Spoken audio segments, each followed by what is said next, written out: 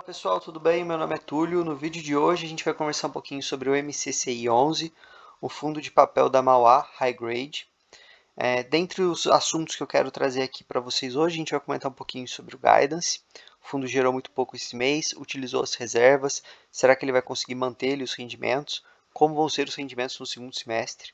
Além disso, o fundo trouxe aqui um estudo bem legal dos últimos 12 meses, comparando os rendimentos distribuídos pelo fundo versus o IPCA e também CDI. Então está bem interessante para quem é investidor do fundo ou para quem quer aprender a metrificar esse tipo de comparação entre rendimento, IPCA e CDI. Está bem legal, beleza? Então vamos lá. Informações gerais do fundo.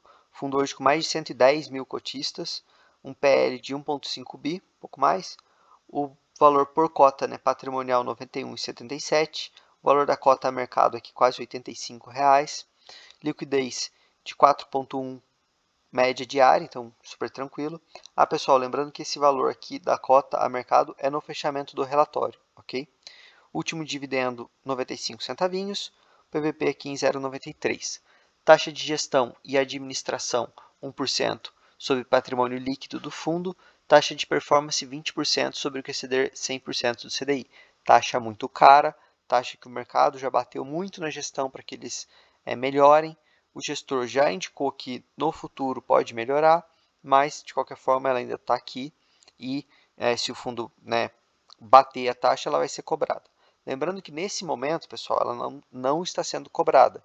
Então, um movimento que eu vejo muitos investidores fazendo, aí vai da estratégia de cada um, é surfar aqui o momento do fundo que está com uma cota muito baixa. Então, estava pagando muito, principalmente quando a gente cruza ali o risco e o retorno do fundo.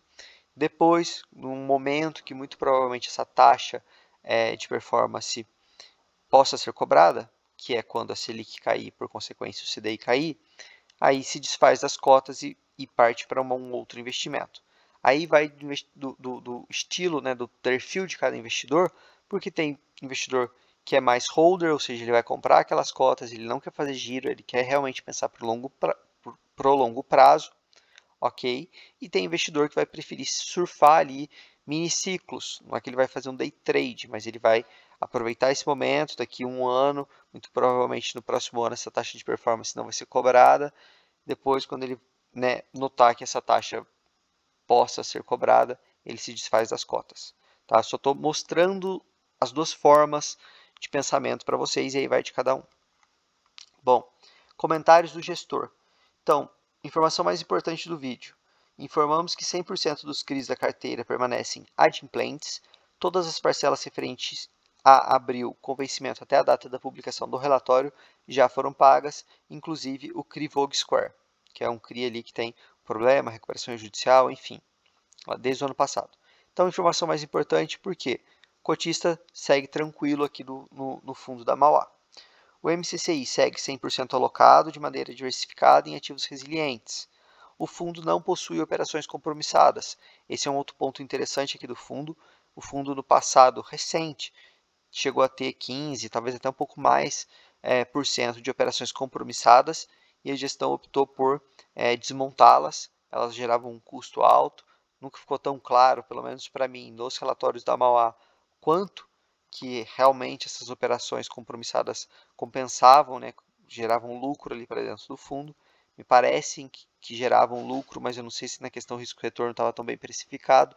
Enfim, que bom que eles desmontaram aqui. Composição do resultado do mês. Então, o MCCI utilizou 19 centavos por cota das reservas acumuladas para manter ali o dividendo de 95 centavos. A gente consegue olhar aqui nessa quebra que eles fizeram na composição. Então, está muito fácil. 47 centavinhos de CRI, juros, 22 centavinhos de correção, mais ganho de capital, 2 centavinhos de receita sobre o caixa, 13 centavos de receita de FIIs, que é o ponto detrator desse fundo, a gente vai comentar, mas basicamente ele tem 18 FIIs em carteira, 8 centavinhos de despesa, vou comentar sobre as despesas também do fundo, está lá na DRE, então o fundo gerou 76 centavos e usou aqui 19 centavinhos das reservas para manter os 95 centavos.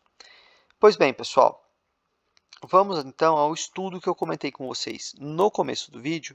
Depois a gente faz a análise da DRE para ver o guidance desse fundo, tanto agora para o final, né, do primeiro semestre, quanto tentar aqui fazer uma projeção para o segundo.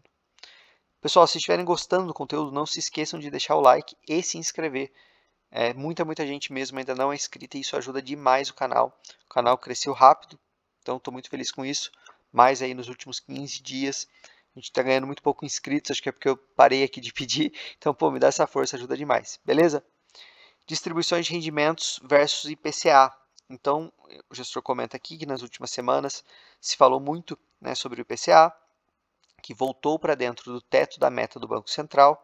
Então, aqui eles fizeram uma comparação. Nesse contexto, consideramos oportuna também a apresentação do resultado entregue em rendimentos do MCCI no mesmo período em 12 meses. Metodologia, que eu quero explicar para vocês antes da gente analisar os resultados. Ela está bem pequenininha aqui no cantinho, deixa eu aumentar para a gente, porque eu achei interessante. Então, a metodologia do gráfico considera que o investidor comprou uma cota de MCCI em 31 de 3 de 22 pelo preço de emissão do IPO do fundo, R$ 100. A análise não considera o retorno total com a variação no preço da cota no mercado secundário, mas apenas a distribuição de dividendos em relação ao preço de entrada. Eu, particularmente, pessoal, gostei dessa metodologia. Por quê? Porque se eles usassem a cota a mercado, é uma cota com deságio. Então, a conta ia ficar muito favorável. Entretanto, muitos investidores não compraram essa cota no valor atual, né? Tem um preço médio mais alto. Pode estar comprando agora, mas enfim, comprou no passado também é valor mais caro. Então colocou ali a R$ 100. Eventualmente, no ano passado mesmo, surgiram oportunidades nesse fundo de comprar até mais barato. Então aí vai depender do preço médio de cada um, mas a R$ 100 ficou fácil de, né, comparar também, tá?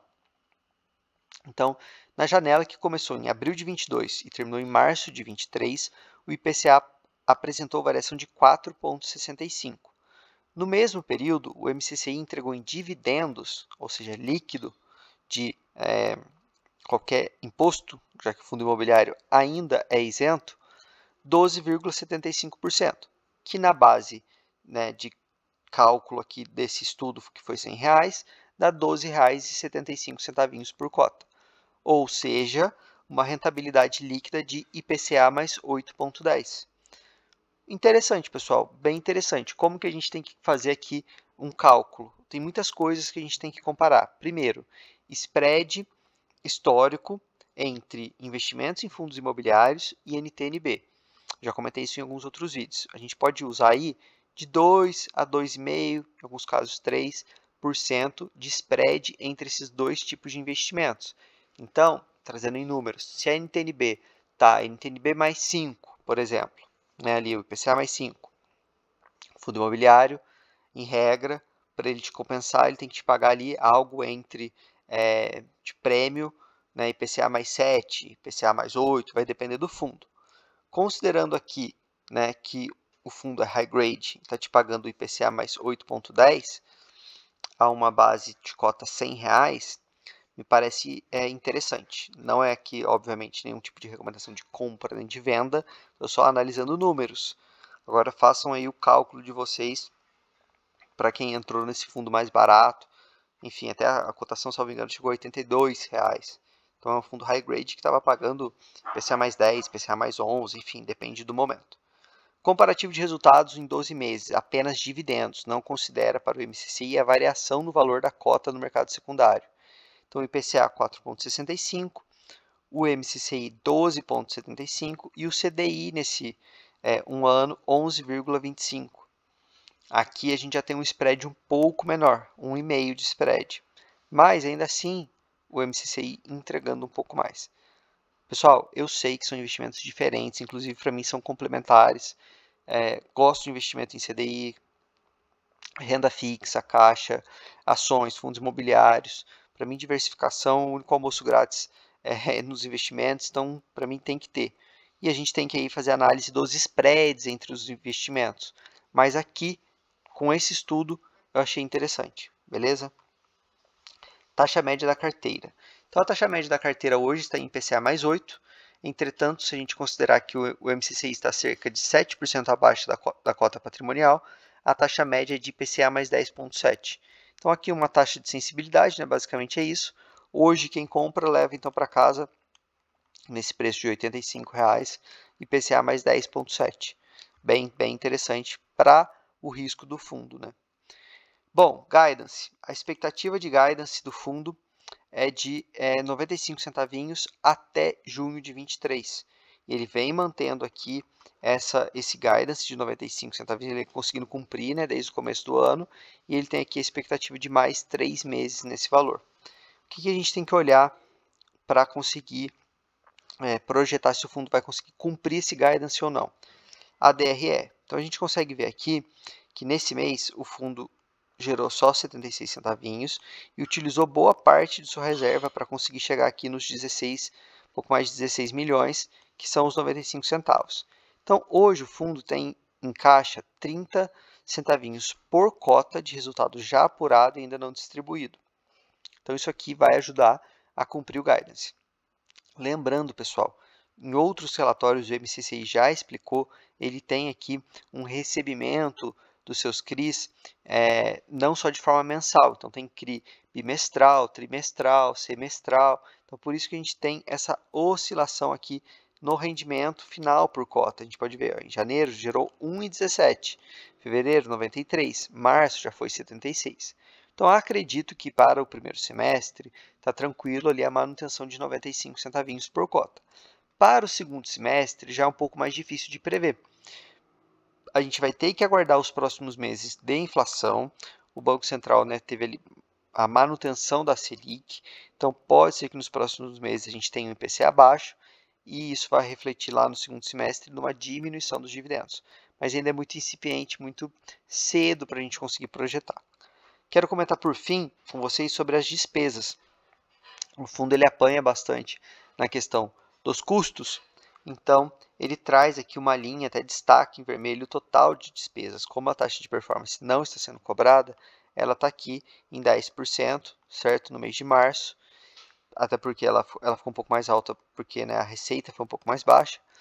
De qualquer forma, no ano ela está em 7%. Uma despesa baixa, sem a taxa de performance está ok.